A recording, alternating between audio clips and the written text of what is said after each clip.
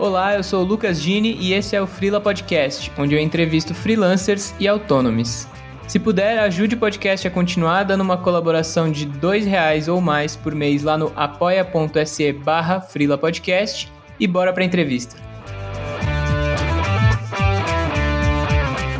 Resumindo assim, bem por cima, eu acabei percebendo que o design de produto ele era pensado em usuários com maior renda, né? Eu sentia que pessoas de uma classe C e D, o design não era projetado para elas, e sim a redução de custos na produção era projetado para elas. E isso me enojou muito, sabe?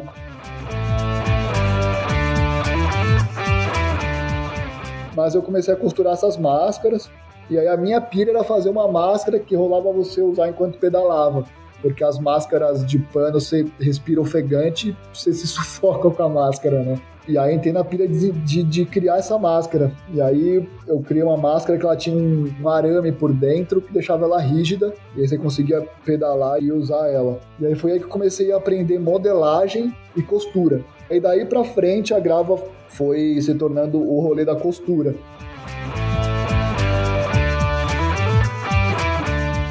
Como eu falei, isso tem 1 ano, 2 anos, esse esquema de Instagram e site que vem dando o crescimento que a Grava. Mas antes disso, o que era mais forte era a rua, cara. Acho que por eu estar na época muito na rua, né, fazendo entrega de bike, eu acabava o tempo todo encontrando pessoas, passando em lugares, mantendo contato, e aí isso, as pessoas acabavam se ligando mais no trampo na rua.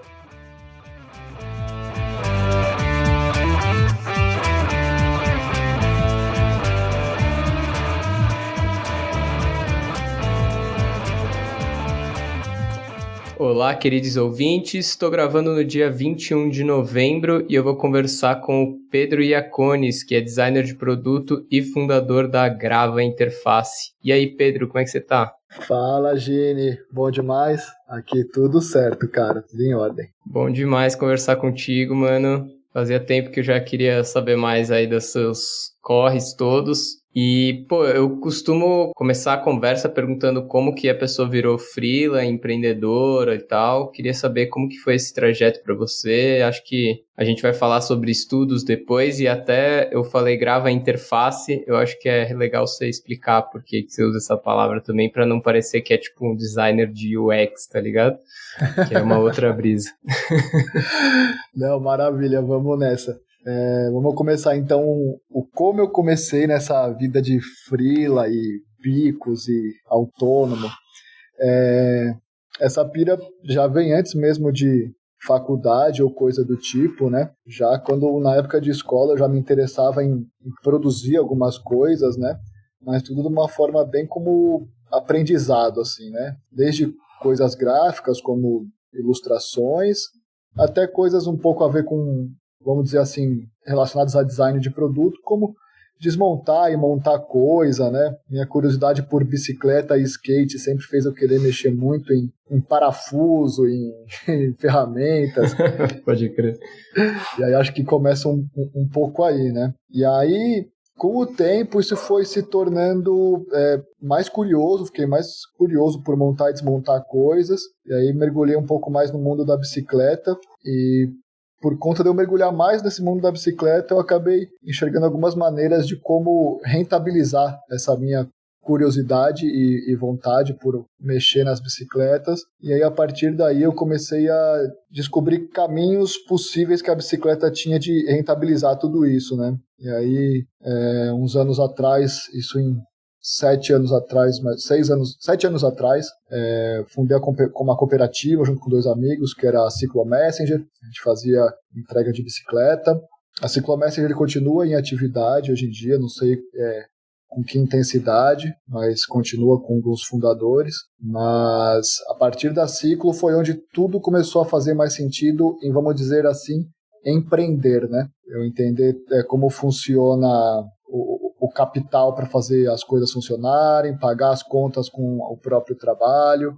Então as entregas com bicicleta foram quem me foi a responsável por me passar uma base para tudo isso. Na época que a gente fundou a Ciclomessenger, nem existia aplicativo tipo iFood, Uber Eats, então era algo bem inédito assim, tanto para nós quanto para quem consumia o nosso serviço, né? E por ser inédito para nós, e acho que para o público também, era mais difícil de você passar um tipo de um orçamento ou entender o quanto o seu trabalho vale. A gente não tinha muita referência para isso, né? Tanto que a gente usava de referência, às vezes, motoboy, sabe? A gente usava o preço do motoboy, às vezes, como base. E que com o tempo a gente foi entendendo que não, que era um outro serviço, outros custos, e aí aos poucos a gente foi se adequando e entendendo o ritmo de trampo. Então acho que o meu pontapé inicial aí com o trabalho autônomo /freela surgiu aí. Caraca, velho, eu não lembrava que a Ciclomessenger começou numa época que não tinha app. A gente esquece dos baratos, né?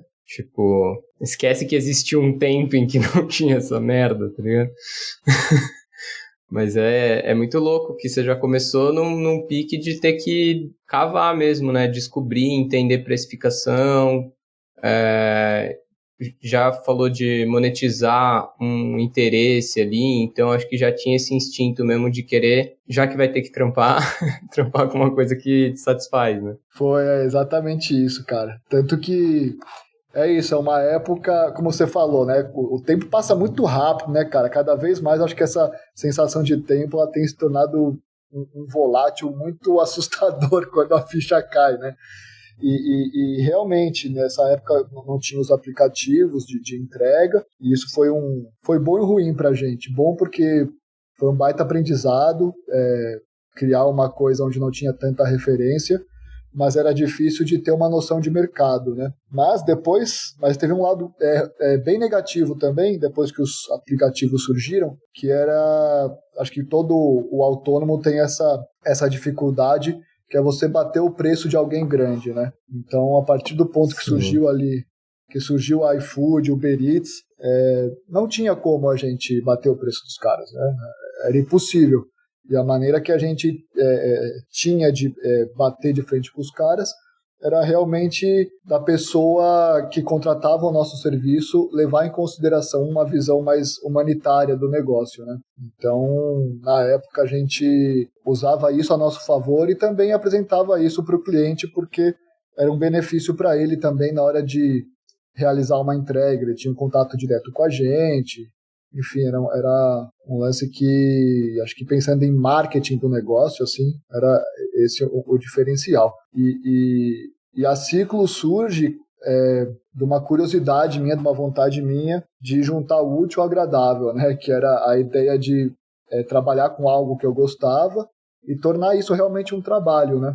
Porque antes da Ciclo surgir, eu trabalhava numa empresa que terceirizava entregas de bicicleta, né? Então eu era o entregador, aí tinha essa empresa que fazia a conexão dos entregadores com os clientes. E eu trabalhei durante quase 8 meses nessa empresa, e quando eu comecei a trabalhar para eles, foi quando eu terminei a faculdade. Foi bem louco. Quando eu terminei a faculdade, falei, bom... só dar ênfase, né? Me formei em design de produto. Eu acho que mais pra frente a gente fala um pouquinho mais sobre o curso, mas assim que eu terminei, falei, bom, com o que eu vou realmente trabalhar full time agora, né? Pra valer. Falei, vai ser entrega de bike, vamos nessa. Aí mandei um e-mail para essa empresa de bike, eles marcaram uma reunião comigo, fui contratado e comecei lá. Aí fiquei esses 8 meses, mas aí eu percebi que era algo que era possível de empreender assim, né? Porque na época não precisava de um grande capital de investimento. A bike eu já tinha um certo conhecimento, então resolvi me juntar com 2 amigos na época e fundar a Ciclo. Então foi aí que ela surgiu e por isso que ela surgiu. Entendi.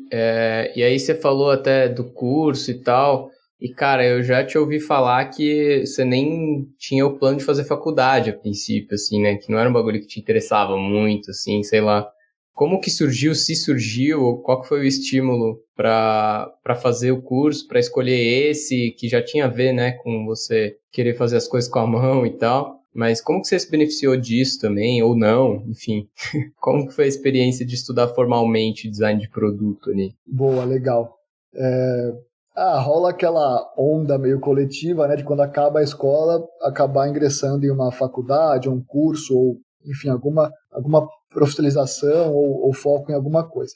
E aí, na época, todos os meus amigos e amigas estavam ingressando em faculdade. Eu não queria, não tinha essa vontade, mas por uma pressão total, assim, principalmente dos meus pais, eu acabei escolhendo design de produto, porque era uma profissão e um curso que eu acreditava ser algo que eu tinha um certo potencial, e também por ter curiosidade em entender um pouco mais, né? Mas do curso mesmo em si, faculdade, a maneira como é passado, eu não me interessava.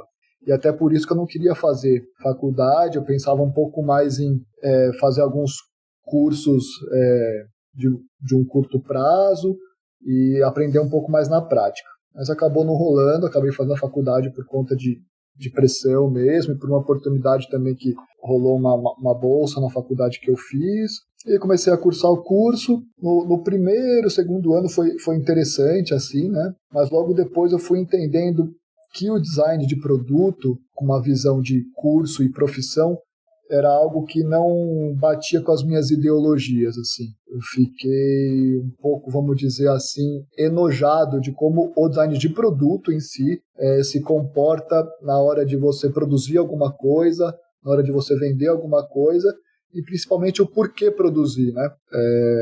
Resumindo assim, bem por cima, eu acabei percebendo que o design de produto ele era pensado em usuários com maior renda, né? Eu sentia que pessoas de uma classe C e D, o design não era projetado para elas, e sim a redução de custos na produção era projetado para elas. Resumindo, bem por cima, assim, e isso me enojou muito, sabe? Mas aí acabei concluindo o curso, não pensei em desistir em nenhum momento, falei, bom, comecei, tá rolando, vamos nessa. Mas quando o curso chegou ao fim, eu falei, bom, para, entre aspas, a indústria mesmo do design de produto, eu não vou querer trabalhar, não vou querer atuar, mas as coisas que eu aprendi aqui, eu acho que dá para eu aplicar em coisas das quais eu acredito. Tanto é que hoje em dia eu sinto que eu acabo aplicando bastante coisa que eu aprendi no curso, seja diretamente ou indiretamente, né? Então, foi difícil eu aceitar isso, de ver que foi um lado positivo eu ter feito a faculdade. Nos primeiros anos, pós eu ter terminado a faculdade, eu levei como algo negativo, né? Pô, muito tempo investido, grana investida, e não tá me levando a um lugar que eu queria. Mas hoje em dia eu vejo como que foi bom ter passado por isso, até mesmo para sentir um pouco de indignação das coisas. Então, resumindo, acho que é isso aí. Eu acho que te ouvindo falar assim, apesar de ser um raciocínio super resumido, como você falou, dá pra entender que eu acho que tem uma visão meio produtivista cara, querendo ou não, é um trabalho que é diretamente ligado ao mercado, né? Tipo, acho que publicidade, eu estudei publicidade antes de estudar design, e é o cúmulo, e também me enojou muito, sabe? Porque é o extremo do, cara, cobre o máximo possível, mas tipo, não vale. Não, mas cobre o máximo possível.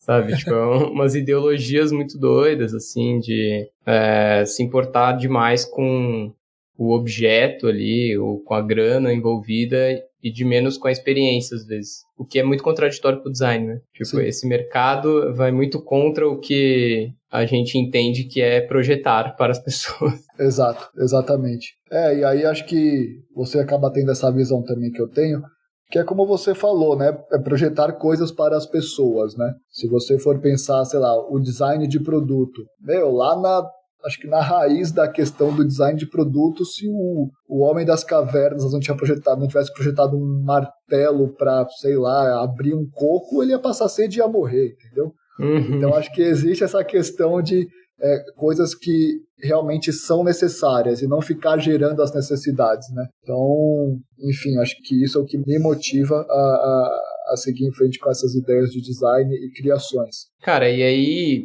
você falando isso, dá pra entender super que você nem chegou a entrar no mercado nesse sentido de ser funcionário de uma grande empresa e tal, não ia durar nada, né? Tipo, não ia ser uma boa relação para nenhum dos lados, assim. Acho que, tipo, seria conflituoso demais. E você já entendeu isso cedo mesmo? E ao mesmo tempo que a Ciclo já estava surgindo a Grava, como que foi? Boa. Na época que eu estava cursando a faculdade, era obrigatório o estágio, né, as horas de estágio. Acabei estagiando 8 meses em um escritório de arquitetura, onde eu trabalhei fazendo planta baixa de stand, uma viagem. E aí esse foi basicamente o meu único contato com um emprego formal, assim, onde era um escritório de arquitetura, né, algo um pouco mais... Por mais que o escritório não fosse engessado e tal, ele era isso, era um trampo bem formal. A minha relação foi positiva até com o pessoal que eu trabalhava,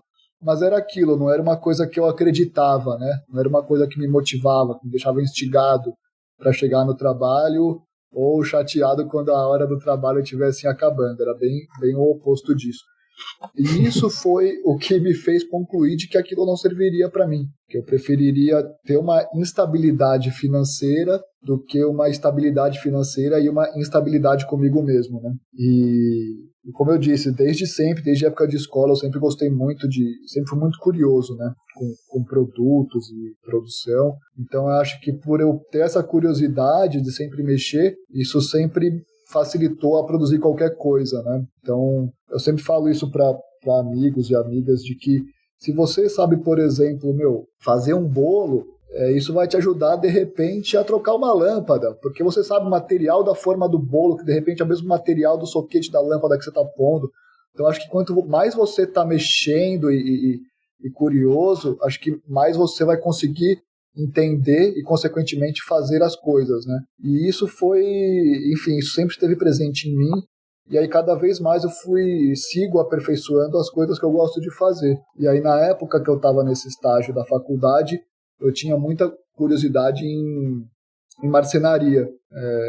Meu conhecimento era super raso, era só mesmo de ver coisas na internet, mas aí eu comecei a estagiar para juntar a grana para comprar umas ferramentas, para começar a fazer shape de skate na época. E aí rolou, fiz esse estágio. Cara, você falando, eu lembrei agora que eu acho que a primeira vez que a gente conversou, a gente tava numa feira e você tava com os shapes lá. Eu nem lembrava disso, assim, foi uma cota.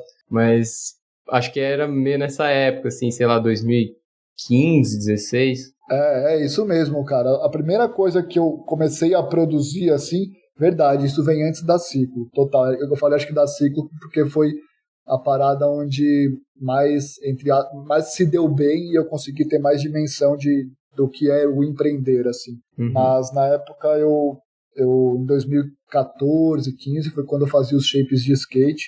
A marca na época se chamava Brasa. Lembra até Grava, né? Que é o que tem hoje. Mas... Pode crer. Uma viagem. E aí... Enfim, comprei essas ferramentas. Me juntei na época... Depois que acabou o estágio, me juntei com um primo meu, que era meu sócio nesse lance dos skates. Mas acabou que não foi muito pra frente. E aí depois eu me separei do meu primo e toquei sozinho o negócio.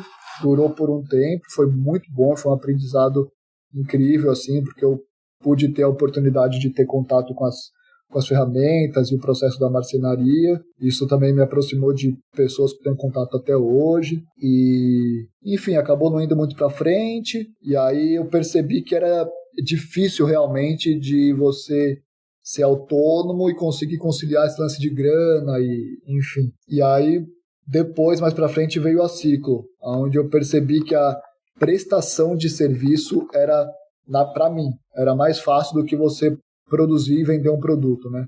Então eu falei, a Ciclo é uma prestação de serviço, o meu custo é basicamente zero, eu tenho que ter a bicicleta, ok, mas quem vai fazer o negócio funcionar sou eu, a bicicleta, e contato com os clientes. E aí isso facilitou aprender a fazer as coisas funcionarem, né? Porque quando você tem despesas fixas, como um aluguel, aí as ferramentas, seja ela um computador ou ferramenta de marcenaria, você começa a ter mais custos, né? E como o meu conhecimento era muito raso a respeito de como administrar as coisas, né? Era foda. E aí, para Ciclo, isso ficou muito sucinto.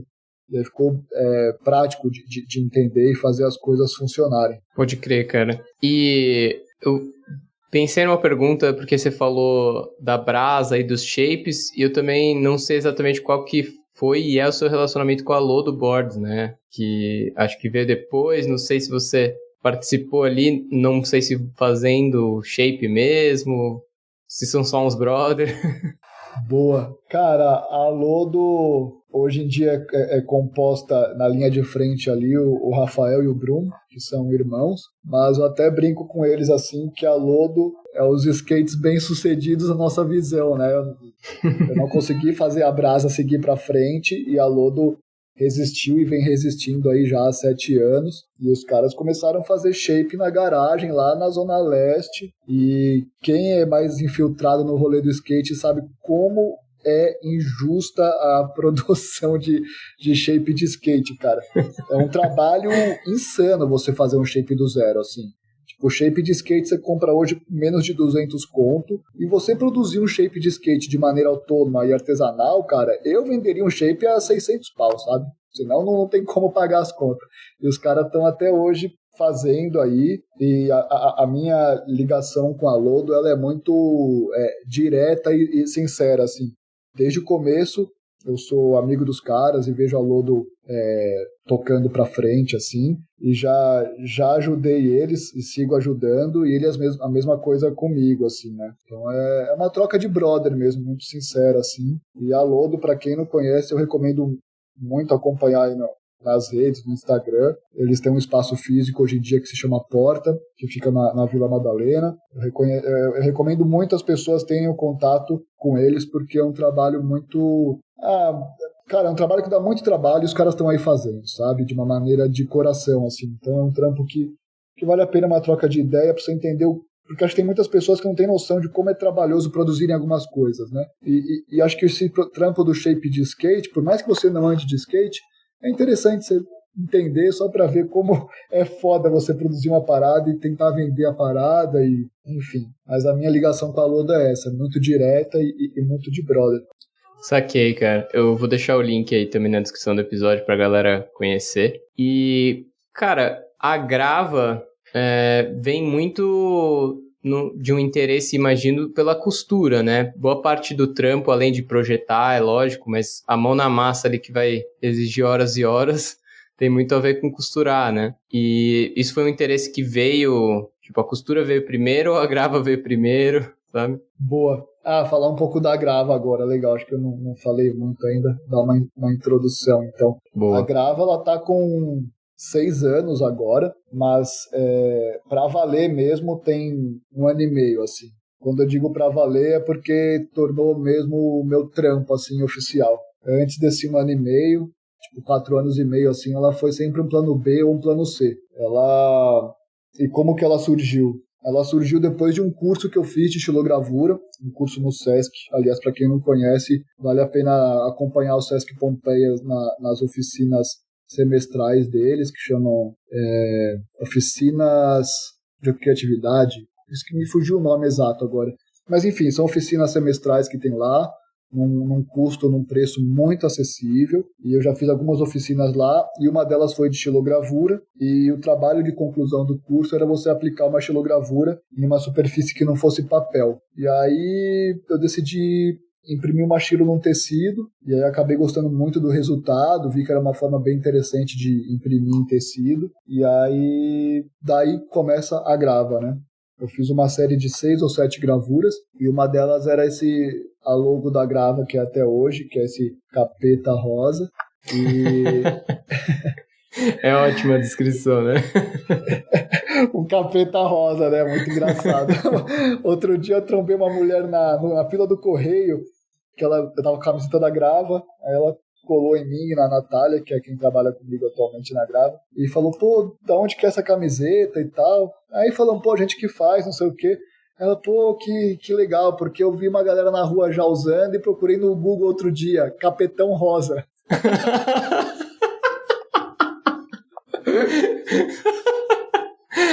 Tá aí, né, cara? Vocês têm que investir nessa busca, tá ligado?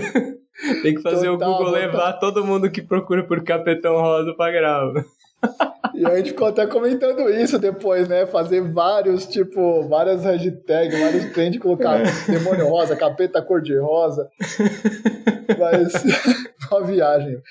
E aí, mas aí foi isso, a Grava surge nisso aí, nessa primeira série de camisetas de estilogravura que eu fiz. Na época eu era sozinho, e aí, enfim, fiz essa série de estampas em camiseta, e aí a única que meio que rolou assim foi a do capeta rosa, e aí eu falei, bom, acho que faz sentido eu trabalhar mais em cima desse desenho aqui, dessa gravura, e vendo o que dá. Porque o que rolava? Quando eu fazia as camisetas em estilogravura, eu ia expor em feiras, ou até mesmo mostrar para amigos, assim, e pessoas que não conheciam a técnica de estilo, olhavam as camisetas e viam que ela tinha aquela falha da estilo mesmo, né? De cada uma saía de um jeito e tal. E a galera que não entendia da técnica olhava aquilo e falava, bom, essa daqui eu não gostei, você tem outra, que aqui tá mal impresso e tal. E aí isso foi foda, assim. Eu vendia camiseta a 25 conto, eu comprava tipo a 15, 16 conto a camiseta. Eu comprava ela lisa tipo a 15, 16 conto e imprimia e tipo levava 10 conto em cima, assim. E aí eu vendia super barato, e aí acho que a galera e aí o ser humano tem esse problema, né, de associar o barato a mal feito. E é uma merda. Sim, então, preço e qualidade. Aí já tinha a gravura que tinha, entre aspas, essa falta de qualidade. O produto era barato, aí a pessoa achava que era um negócio ruim, que não tinha um valor. E aí eu falei, caralho, né? Como é que eu vou fazer esse negócio, entre aspas, dar certo financeiramente, né? E aí eu via que só o capeta rosa meio que vendia e tal, e as melhores impressões, né? Falei, bom, quer saber? Vou fazer um teste de migrar de estilo para serigrafia. E vou fazer só o capeta rosa, que aí eu faço só uma tela de serigrafia, vai me custar mais barato e é isso. E aí fiz esse teste, velho. E aí, na época, que tem 6 anos atrás, assim, postei em Instagram, Facebook, essas primeiras camisetas em serigrafia do Capeta Rosa. E aí, tipo, em uma publicação, assim, vendi papo de 15, 20 camisetas. Coisa que, pra eu vender quando era estilogravura, era tipo uns 2, 3 meses, assim. Aí eu falei, caralho, se pá deu certo, vamos experimentar mais. E aí fui experimentando, serigrafar em outras peças, né? Na época eu fiz uns panos de chão, uns pôsteres, e aí começou a rolar. Falei, bom, acho que tá dando certo. E aí, aos poucos, eu fui fazendo cada vez mais coisas, e sempre uma tiragem meio limitada, porque eu que fazia tudo e tal. Mas era isso, era sempre umas coisas esporádicas, peças esporádicas, porque tinham outros trampos e ideias que estavam na frente, né? Como, por exemplo, a Ciclo. Aí depois a gente pode falar um pouquinho mais pra frente, mas eu acabei trabalhando um tempo também em uma, vamos dizer assim, uma empresa, né? Que se chama Borney Cox, que são construtores de bicicletas artesanais. Trabalhei com os caras quase 3 anos lá, foram 2 anos e meio. E aí aí a Grava sempre ficava como um plano B ou C. Mas aí, e aí chegou o ponto da costura, né? Antes de chegar à costura, a Grava chegou num ponto aonde eu via que as pessoas estavam consumindo peças da Grava, ou até mesmo se identificavam, acabava sendo num lance meio... Eu sentia que as pessoas não queriam ter tanta curiosidade, ficava num lance meio raso, e acabavam comprando porque só achavam bonitas as peças, acabava sendo um lance mais visual do que funcional, que é algo que sempre me persegue muito, assim. Eu gosto muito das coisas serem funcionais. Mas cada vez mais eu tenho aceitado as coisas estéticas. Então, estou aí me permitindo a gostar de coisas estéticas. Mas na época, que faz aí uns 3 anos atrás, que foi antes da Grava começar a cair pro rolê da costura, eu fiquei meio frustrado com isso, né? Do lance das pessoas se interessarem apenas pela estética. E aí eu meio que deixei a Grava encostada um tempo, assim. Mas aí surgiu a oportunidade de costurar. Né? Por quê? Porque um amigo meu me deu uma máquina de costura, que era da avó dele, aí a avó faleceu, aí tinha umas coisas encostadas lá, e ele, pega a máquina pra você aí, e é nóis. E aí isso foi bem no começo, tipo, 2 meses antes de pandemia, assim, que eu peguei essa máquina. Aí eu peguei, reformei a máquina, que é uma máquina bem, bem antiguinha, dei um tapa nela, botei ela pra funcionar, e aí entrou a pandemia. E quando entrou a pandemia, foi quando eu me desliguei da Ciclo, por alguns motivos na época com quem trabalhava comigo, e também porque eu não queria estar na rua nesse momento de pandemia. Eu fiquei inseguro de estar nas entregas e tal, e acabei decidindo me desligar das entregas na época, assim. Eu falei, caralho, né, que eu vou trampar agora. Na época eu trampava na Borne Cox, mas só 2 vezes por semana. Eu falei, bom, tô com a máquina de costura aqui, sempre foi um lance que eu quis aprender. Vou ver se eu aprendo a mexer nisso aqui. E aí comecei a costurar umas peças. Na verdade, eu comecei a costurar máscara, velho. Máscara pra Covid. E aí foi muito doido isso. E aí no começo da pandemia não tinha esse conhecimento de que as máscaras de pano não funcionavam. Mas eu comecei a costurar essas máscaras. E aí a minha pira era fazer uma máscara que rolava você usar enquanto pedalava. Porque as máscaras de pano, você respira ofegante, você se sufoca com a máscara, né? Sim. E aí entrei na pilha de criar essa máscara. E aí eu criei uma máscara que ela tinha um arame por dentro que deixava ela rígida. E aí você conseguia pedalar e usar ela. E aí foi aí que eu comecei a aprender modelagem e costura. E aí daí pra frente a Grava foi se tornando o rolê da costura. E aí depois de 1 ano e meio que eu aprendi a costurar, eu tive que chegar à conclusão de que se eu ia focar na Borne Cox, que eu já estava trabalhando como soldador quando entrou a pandemia, eu aprendi a soldar também, ao mesmo tempo que eu aprendi a costurar, porque entrou a pandemia, quando estava em casa eu costurava, e aí quando estava na Borne Cox eu aprendi a soldar, porque eu trabalhava como mecânico de bike lá antes, como aprendiz de mecânico de bike. E aí comecei a trabalhar como aprendiz de construtor de bike, porque entrou a pandemia, aí a demanda de oficina de bike estava baixa, e aí os caras da Borne Cox falaram, a gente tem matéria-prima aqui, tem os tubos, vamos soldar e fazer bicicleta. Falei, demorou, vamos nessa. E aí comecei a aprender a soldar, e aí fiquei 1 ano e pouquinho, 1 ano na verdade, como soldador, e aí só que chegou um momento que eu tinha que eu decidia, ou se eu ia focar na solda e ficar com os caras da Borne Cox, ou se eu ia focar na costura e fazer a Grava desenvolver mais. E acabei decidindo focar na Grava. Então, quando eu digo que a Grava tá aí para valer há 1 ano e meio, é isso, porque foi há 1 ano e meio que eu me desliguei da Borne Cox e que tô focando na Grava. E aí, por conta disso, eu mudei de casa, estou num espaço agora onde eu moro, e é a oficina da Grava. E agora não sou mais sozinho, trabalho junto com a Natália. E a Grava tomou uma proporção agora onde a gente realmente precisava de um espaço, de máquinas. São 2 máquinas de costura, tem berço de serigrafia, mesa de corte.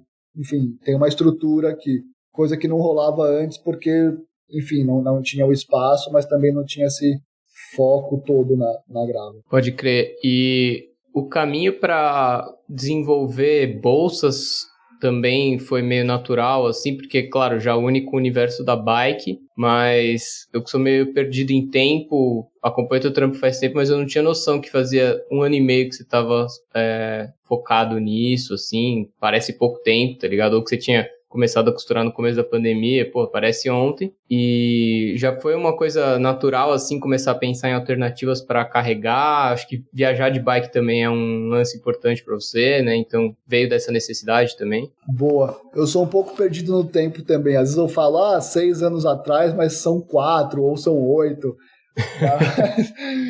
mas beleza, vamos falar sobre isso. A bicicleta, ela é totalmente, acho que a base da Ciclo, assim, tanto das pessoas que consomem o trampo da Grava, tanto das criações que saem da Grava, né? Como eu sempre fui muito envolvido com o rolê da bike, assim, acho que isso fez com que eu acabasse pensando em produzir peças para bicicleta.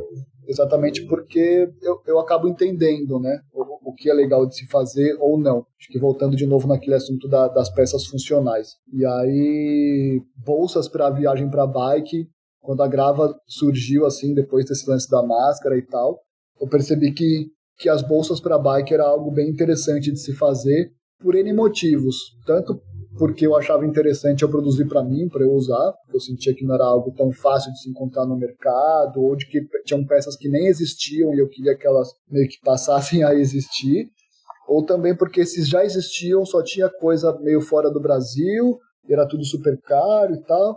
Falei, bom, vou me arriscar nisso aqui, vamos ver o que dá. E eu percebi que essas eram as bolsas a serem feitas de início, porque era o que eu estava vivendo no momento, né? Que era esse lance de viagem de bike. É coisa que eu faço até hoje, viajar de bike depois que eu fiz a primeira viagem. Puta, não parei mais, eu devo ter viajado mais de 10 vezes de bicicleta. E aí, essa noção de bolsas eu tive quando eu fiz uma viagem para fora do país. Eu tive a oportunidade de fazer um rolê na Europa de 3 meses. E aí eu fui num esquema muito improvisado, assim, de bolsas para bike, né? Um amigo meu me ajudou a confeccionar as primeiras bolsas, mas só para ter ideia, minha bolsa meio que principal era um saco de ração para cavalo enrolado, amarrado num bagageiro. Juro, velho.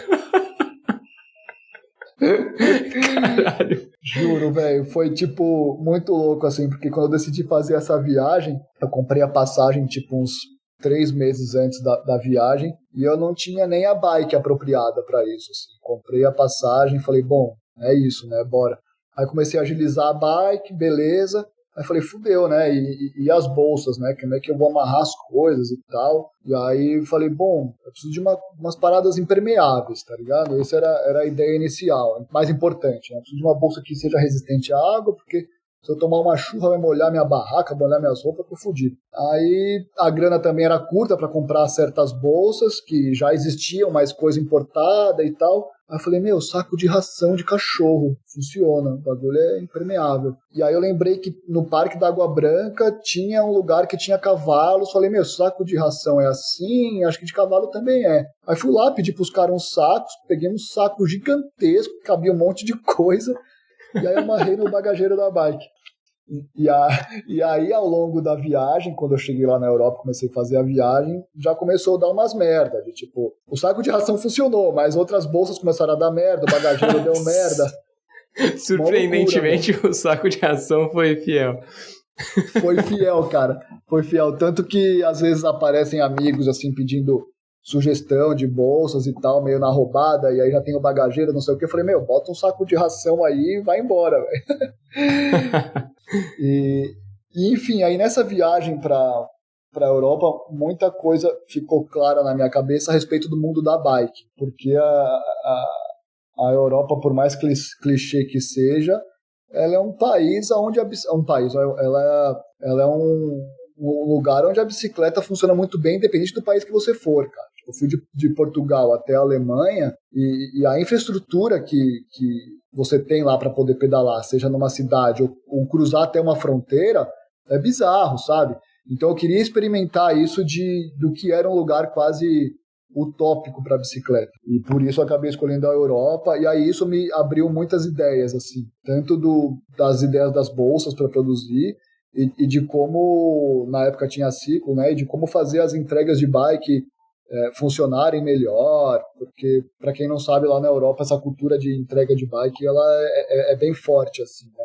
Tem companhias de entrega que já funcionam há muitos anos, coisa de geração para geração. Enfim, foi muito esclarecedor para mim em muitas questões. E aí, quando voltei pro Brasil, né, isso acabou agregando muito no universo da bike, assim. Então, tanto na elaboração de eventos, já estive na organização de muitos eventos de bike, enfim, acho que resumindo algumas questões aí para quem queria entender um pouquinho mais da Grava, tem tudo isso envolvido, assim, viagem de bike, amigos que sempre estiveram apoiando, questão de infraestrutura que já foi mínima, hoje em dia está numa escala bacana, e é isso. Cara, demais. E como é que você sente que é criar um ciclo de clientes, assim? Porque eu imagino que dificilmente uma pessoa compra um bagulho só e nunca mais volta, né? Mas geralmente partiu de amigos, galera que você conheceu mesmo, esse interesse. Lógico, você tem ali redes sociais e tal, mas da onde que vem mais? Onde que é o maior investimento também para divulgar? Se é que dá tempo de você pensar nisso agora, né? Mas... Legal. Isso é uma questão que acho que sempre vai perseguir a gente, né? Que como eu converso com muitas pessoas, muitos amigos que também produzem, a gente acaba chegando num lugar que é quase um beco sem saída. Que a gente sabe fazer, a gente ama fazer as coisas que a gente faz, mas a gente não sabe vender, né? Eu tenho um tanto desse problema, mas eu tenho experimentado algumas coisas, enfim, para aprender e tentar fazer a parada, entre aspas, crescer um pouquinho para, enfim, se pagar. Mas de início, cara, foi muito de amigos, assim, muito, 100%. Todo mundo que conhecia o trampo, tanto na hora de comprar ou conhecia de nome, eram amigos e amigas que me conheciam pra caramba e acabavam conhecendo a Grava. E isso durou um tempo, cara. Isso durante os 4 primeiros anos, 5 primeiros anos, assim, foi nesse ritmo. E aí foi coisa de 1, 2 anos atrás que começou a tomar uma proporção da onde pessoas que consomem são pessoas das quais eu não conheço. E o que ajudou muito foi a questão das redes sociais, de um site que a gente montou há poucos meses atrás também. Então, essas ferramentas de internet, né, que hoje em dia para mim é Instagram e o site, permitiram muito pessoas fora do meu ciclo de amizade estarem conhecendo a Grava ou consumindo a Grava. É muito foda quando, por exemplo, eu vejo alguém na rua que eu não conheço, com uma bolsa, uma camiseta, ou quando apita um pedido no site, eu vou abrir, é uma pessoa de Recife, sabe? Tipo, que massa. Isso é muito massa, assim. E aí isso acaba instigando cada vez mais a querer estar em contato com as pessoas que consomem e também querer expandir de uma maneira, claro, orgânica. A gente sempre prezou muito na ideia de expandir de uma maneira que esteja ao nosso alcance aqui.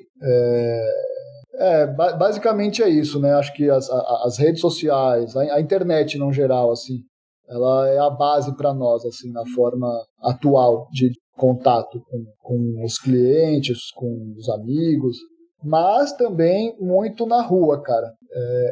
Como eu falei, isso tem 1 ano, 2 anos, esse esquema de Instagram e site que vem dando o crescimento para a Grava. Mas antes disso, o que era mais forte era a rua, cara. Acho que por eu estar na época muito na rua, né, fazendo entrega de bike, eu acabava o tempo todo encontrando pessoas, passando em lugares, mantendo contato, e aí isso as pessoas acabavam se ligando mais no trampo na rua. Porque eu colava muito lambe-lambe na rua, sempre também acabava expondo em eventos, seja show de amigo que dava um toque, pô, vai lá, arma uma barraquinha, ou feiras que eram feiras para a galera mesmo que produz as coisas e vai expor, eu sempre também tentei estar muito presente.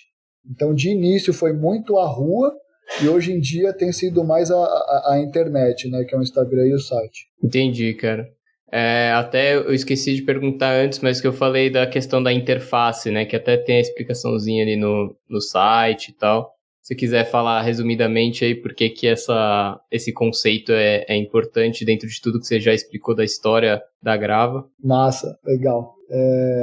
Quando eu acabei, como vou explicar isso verbalmente, mas quando eu acabei focando mais na Grava, isso se tornou meu trampo, e as pessoas perguntavam, com o que você trabalha, o que você faz? Aí eu falava, eu tenho uma marca, ou eu tenho um projeto, e eu falei, não, projeto não é porque a parada já existe. Marca, quando você fala marca, a pessoa, eu pelo menos, e sentia que as pessoas que eu falava associavam na hora com uma roupa, e aí eu via que a Grava não se encaixava nisso, e aí eu comecei a perceber que, tipo, as pessoas que faziam a Grava existir, que eram amigos, atualmente, Natália que trabalha comigo, a gente acaba, às vezes, produzindo coisas meio que para nós mesmo. Tipo, em casa aqui a gente tem uma paredinha de escalada que só rolou meio fazer por conta de pessoas que estão ao nosso redor e que estão aí no contato com a gente por conta da Grava. Então, a gente produz desde uma paredinha de escalada até mesmo uma camiseta. Então, não existe exatamente, não é uma marca, é uma interface entre as criações que a gente faz e entre os usuários. Esse usuário pode ser tanto eu que parei para fazer, de repente, alguma coisa aqui agora para mim, ou como, por exemplo, para uma pessoa que me mandou mensagem, por exemplo, semana passada, pedindo para fazer uma peça sob medida, para uma bolsa que ela tem. Então é muito isso, é uma interface entre as criações e as pessoas que usam. Cara, muito massa. E hoje em dia, como que funciona a divisão de tempo para projeto, para costurar, para separar pedido, se dedicar também a essa divulgação na internet? Como que funciona a tua rotina, assim? Se é que tem uma rotina organizadinha ou é meio cada dia você vai descobrindo e fazendo? Boa. A rotina aqui, como trabalha eu e a Natália, a gente tenta chegar numa conclusão juntos, né? Por exemplo, a gente não tem exatamente uma rotina, né? Do dia 1º ao dia 30 vai ser assim na primeira semana, né? A gente não segue um cronograma. A gente vai montando o cronograma meio com o que vai aparecendo e o que também vai desaparecendo, né? Às vezes algum tipo de bolsa nossa saiu do estoque, então a gente se planeja em colocar essa bolsa para ser produzida para poder repor o estoque. Só que a gente trampa de uma maneira muito que nos faça bem, sabe? A gente leva isso muito em consideração.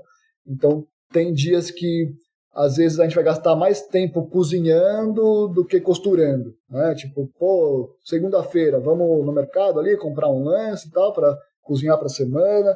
Isso é um exemplo, nem sempre isso acontece, né? Às vezes a gente vamos dar um trampo a mais, vamos não sei o quê. Então, vai muito na forma orgânica que é, dos pedidos que aparecem, das peças que não estão em estoque, das vontades, das oportunidades que surgem. Sei lá, esse ano a gente conseguiu fazer 3 viagens de bike aí ao longo do ano e que foram meio que do dia pra noite, assim, sabe? Tipo, não foi exatamente umas férias, não foi exatamente porque eu podia fazer, foi só porque surgiu a oportunidade de fazer. Então a gente tenta levar de uma forma que a gente se sinta bem trabalhando com a Grava e não que a gente tem que estar trabalhando para a Grava. Cara, isso é uma lógica que só fazendo o seu próprio esquema mesmo, né? Tipo, não tem como você ter esse tipo de decisão conjunta e fluida desse jeito, se for um esquema mais tradicional, se for topando coisas que a demanda é impossível de atingir, prometendo uns prazos absurdos, botando os preços lá embaixo, né? Tudo isso vai agregando para construir um cenário em que é possível escolher, assim, né? Ter uma margem de escolha. Sim, totalmente, velho. A gente tem, assim, o nosso lado financeiro, sendo realista, assim, a gente não é totalmente estável financeiro. Não é certo o quanto a gente vai tirar no fim do mês ou no próximo mês, e na maioria das vezes não é uma grana da qual a gente recebe e fala, tamo bem pra caralho, vamos dar um rolê, vamos não sei o quê. Não, sabe? Mas, muito felizmente, a gente consegue pagar as contas aqui e consegue fazer a coisa funcionar. Mas é isso levou, 5, 6 anos para começar a acontecer, porque, como eu falei, antes era um plano B, C, porque eu não depositava minha energia em cima disso, por muito medo, né, de focar nisso e não dar grana. Acho que para quem é autônomo ou freelancer é o maior medo, né? De você não saber o quanto você vai fechar no mês, se tu vai conseguir pagar as contas, e aí fica aquela aspira de desejo de consumir algumas outras coisas, ou necessidade de consumir algumas coisas, mas muito felizmente a gente consegue manter os custos necessários aqui de pagar as contas e conseguir comprar os insumos para produzir as coisas, mas a gente também não tá nadando em rios de dinheiro. Mas tá tudo bem, aos pouquinhos a gente tem entendido como fazer isso funcionar.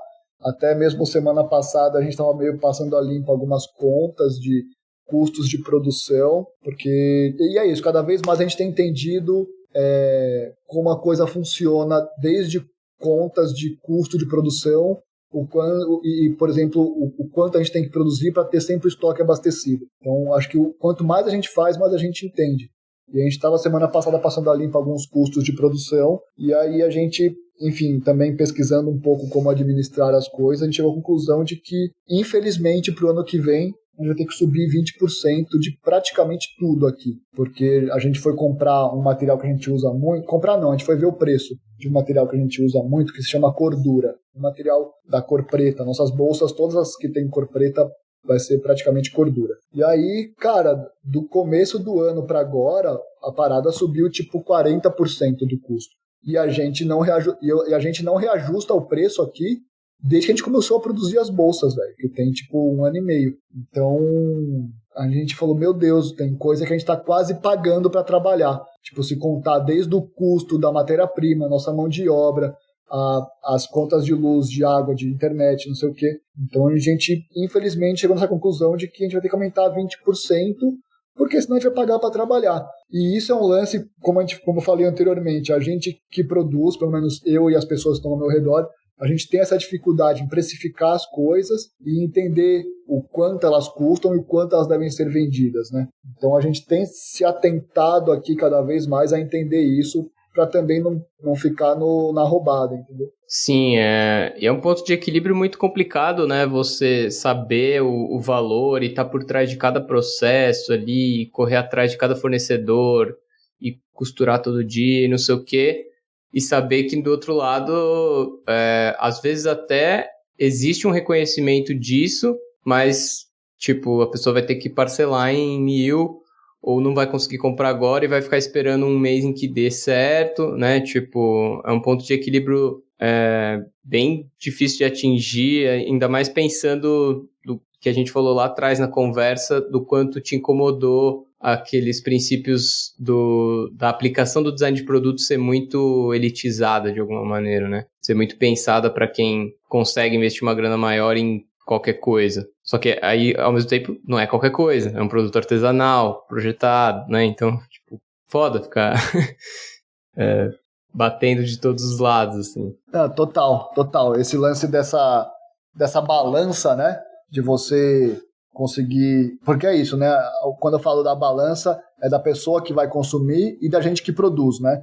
A pessoa que vai consumir, a gente acredita muito na ideia de que a gente quer também... A gente queria ser essa pessoa que está consumindo e a gente sabe que as coisas são caras e a gente não quer cobrar super caro, entendeu? Porque a gente também gostaria de consumir isso, né? Porque, enfim, o nosso público, a gente quer que a gente tenha a ver com o nosso público, que é uma galera que não vai pagar um valor exorbitante numa peça que vale tipo 1/3 desse valor, entende? A gente, às vezes, cai nessa pira que acho que todo mundo que produz acaba caindo em algum momento, que é de se comparar com outras coisas, né? Às vezes a gente acaba se comparando com vamos chamar assim de marcas ou interfaces semelhantes às nossas, e a gente vê que muitas vezes outras marcas e outras interfaces cobram um valor que a gente sabe que não vale aquele valor de custo de produção e que as pessoas consumem, elas estão consumindo isso.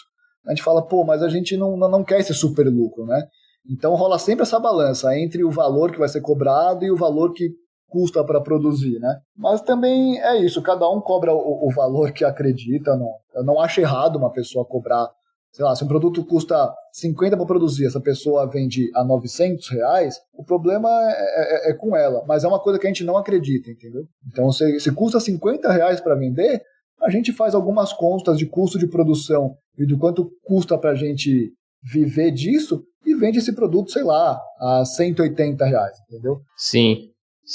E, cara, algumas coisas pareceram bem fluídas, assim, na história da marca, até essas decisões de tipo, chegar num momento meio, puta, vou investir agora, vai virar o plano A ou não, né? E hoje em dia você tem planos, assim, tem alguma coisa que você já tem em mente a médio prazo, ou, sei lá, tem produtos que você gostaria de fazer, outros nichos que você gostaria de atender também com a marca?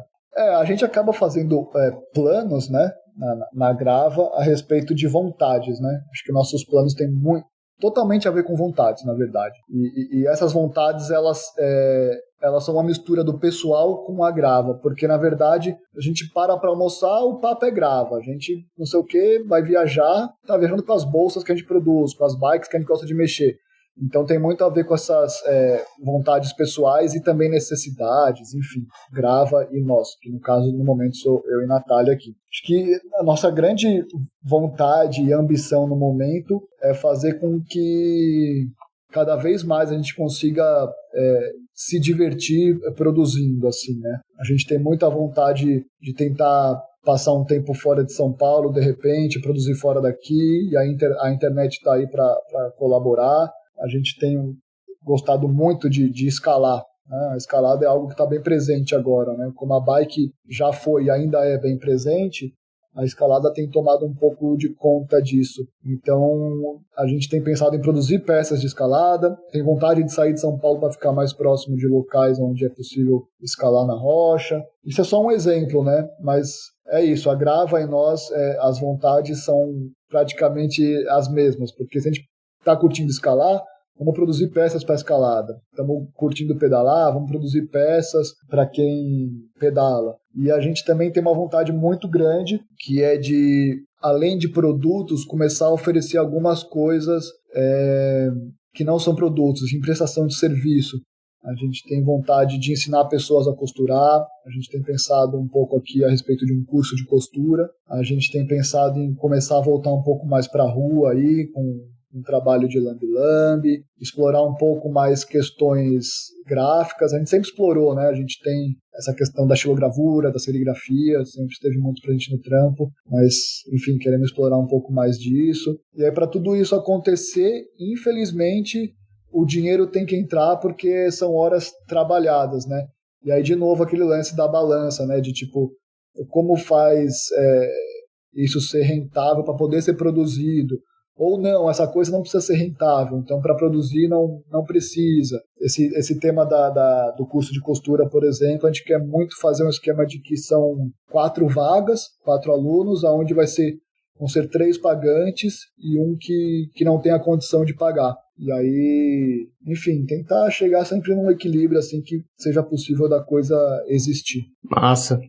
Já é uma coisa que você tentou fazer também com o curso de mecânica básica para bike, né, que eu tô falando aqui porque eu já fiz.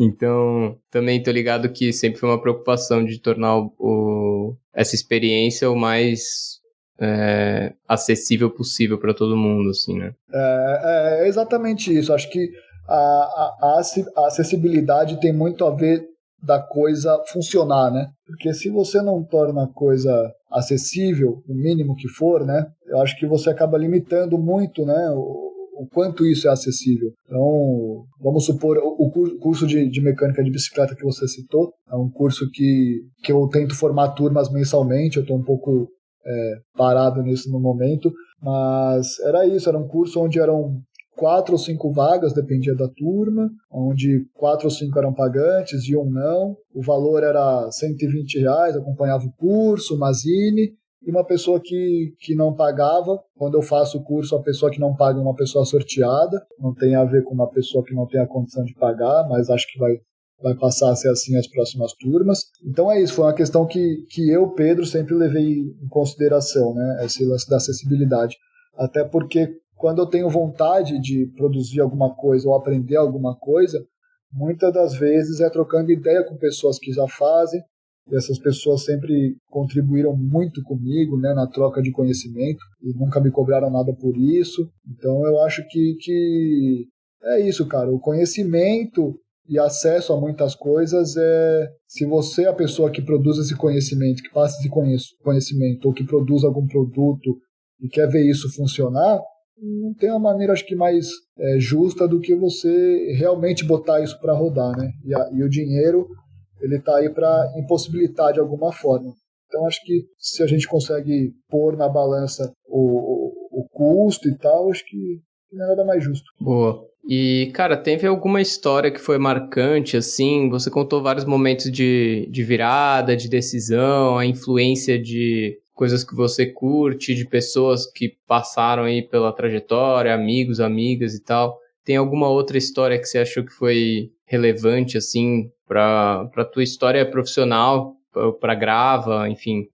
Tudo é uma coisa só, né? Boa. Cara, eu acho que a coisa mais marcante, assim, eu e Grava, foi a minha decisão em me afastar da Borne Cox e focar na Grava, porque a Borne Cox, para quem não conhece também, assim como a Lodo, é um trabalho feito por pessoas que acreditam muito no trampo que elas fazem, que no caso atualmente é o Tom Cox e o Pedro Borne, que são os sócios, dono da Borne Cox, e o Felipe Jesus, que é um dos funcionários que trabalham lá. Eles são 3, né? E, enfim, eles acreditam muito no trampo deles, e na época que eu trabalhava lá, Era uma coisa que eu acreditava muito, muito, muito mesmo. Para mim, foi muito difícil tomar essa decisão de me afastar de lá para focar na grava. Tanto que quando eu criei a coragem de conversar com o Tom Cox, com o Pedro Borna, de que eu queria me desligar da Born Cox ali, eu falei isso para eles, de que eu nunca iria produzir algo tão gratificante e tanto que eu acredito como uma bicicleta, né? Eu poder ter tido essa oportunidade de produzir uma bicicleta e ver alguém lidando com essa bicicleta é algo insano, assim, para mim, porque, enfim, eu acredito que a bicicleta é uma ferramenta indescritível, assim, cara, é isso, é uma ferramenta libertadora pra caralho, sabe? Você fazer o uso da bicicleta numa cidade de São Paulo, por exemplo, é você ser muito contra muita coisa e muito a favor de muita coisa. Então, poder produzir uma bicicleta e ver pessoas usando isso, não vai ter uma bolsa que eu faça que vai ter esse poder, sabe? Então, eu me desligar da Born Cox e, entre aspas, perdendo essa oportunidade de produzir uma bicicleta foi muito duro para mim, assim, tomar essa decisão. E aí a consequência que isso teve foi muito boa, porque agora eu tô podendo focar na grava, tô podendo entender como é segunda-feira, 3 da tarde, eu sair para fazer qualquer outra coisa que não seja ver, tá trabalhando, entre aspas, costurando uma peça. Então, é isso, acho que foi o grande divisor de águas para mim e para Grava, para compreender muita coisa, assim. Pode crer, é uma história que tem muitos dois lados intensos, né? Tipo, decisão difícil pra caralho, perdendo uma coisa massa, mas também podendo ganhar uma outra, investir mais em outra. Muito louco. Cara, e eu queria saber se você deixa alguma recomendação de algum livro, série, alguma atividade, qualquer outra coisa, assim. Qualquer coisa que você deixe como recomendação pra galera que tá ouvindo. Massa demais. Cara, uma recomendação muito forte que eu deixo assim é a respeito das coisas que estão na rua. Seja ela um espaço que é um centro cultural, que você vai ter o acesso a entrar, ou seja ela um lambe-lambe que está na parede da rua, as pessoas que estão na rua, desde uma pessoa que está passando de carro blindado por você, até uma pessoa que está passando fome na calçada. Acho que a rua sempre foi uma grande inspiração para mim, assim, para as coisas que eu produzo, e quanto para as coisas que eu quero aprender, ou que eu quero relaxar, ou que eu quero ficar, às vezes, mais estressado. Eu acho que é isso, as pessoas devem aproveitar mais o espaço da rua. É isso, até mesmo a Grava, assim, saiu disso, né? Por exemplo, fiz o curso no Sesc, que é um espaço que está de portas abertas numa calçada, que você pode entrar e ter o acesso. Aí tem o Centro Cultural São Paulo, CCSP, ali na Vila Mariana, que eu aprendi muito de serigrafia lá, que tem um ateliê que se chama Folhetaria. Eu super recomendo o pessoal ir atrás, que é um espaço de impressão de serigrafia e de estilogravura, que é um espaço gratuito, você pode ir lá conhecer. As pessoas que eu conheço, quase todas eu fiz amizade na rua, por conta da bicicleta, por conta do skate. Então acho que a gente estar ativo na rua é algo muito importante. E que eu sinto que nesse momento, assim, na pandemia, final da pandemia, agora como está sendo agora e tal, a gente tem se desligado disso, né? E é simples reparar isso quando você, por exemplo, faz um pedido no iFood, ou você se locomove apenas de Uber. Então acho que a ideia é você estar mais aberto para as coisas que estão aí na rua. É isso, acho que essa é a minha recomendação. Cara, demais, tem tudo a ver com todo o histórico que você contou aí. E por último, mano, eu queria perguntar se você pudesse voltar no passado e conversar com você mesmo sobre essa vida como freela, como empreendedor, sobre essa jornada independente aí de trampo. Que dica ou quais dicas que você deixaria? Massa, velho. Essa é uma pergunta doida, né? Porque eu acho que até o eu do momento perguntaria pro eu daqui 10 anos e vice-versa. Sim. Porque... Nunca tem uma resposta fixa, né? Não, né, velho? Porque é sempre um tiro no escuro, né? Tipo, como vai fechar esse mês? Como que... Mas, enfim, eu acho que o eu do futuro falaria pro eu do passado de seguir acreditando no que faz, sabe? Eu sempre levei isso muito em consideração e quero cada vez mais estar mais próximas de pessoas que pensam dessa maneira. E acho que é isso. Acho que você acreditar no que você tá fazendo, faz tudo fazer sentido, sabe? As pessoas que vão estar próximas de você, as coisas que você vai produzir ou consumir, vão ser coisas que você acredita, e tudo isso no fim, no meu ponto de vista, é o que vale, entendeu? Você tá próximo de pessoas que não acreditam no que elas fazem, provavelmente elas não acreditam em você. Então acho que é basicamente isso, velho. Foda demais. Cara, brigadão, Pedro, valeu pelo papo, cara, foi massa entender um pouco mais da história e dos princípios do teu trampo, só tenho a agradecer. Imagina, eu que agradeço, a gente se conhece já de longa data, eu fico muito grato em você me chamar para bater esse papo, porque, enfim, você sempre acompanhou meu trampo aí, como você falou, desde quando a gente se conheceu na feira que eu tava expondo skate, até mesmo semana passada, quando você veio aqui buscar a bolsa para fazer tua primeira viagem de bike. E como eu falei, cara, tipo, é isso, se a gente tá próximo aí, mantendo contato até hoje, é porque você tá fazendo o que você acredita e eu tô fazendo o que eu acredito e vamos nessa. Demais, mano. A gente se fala em breve, então. Brigadão de novo. Abraço.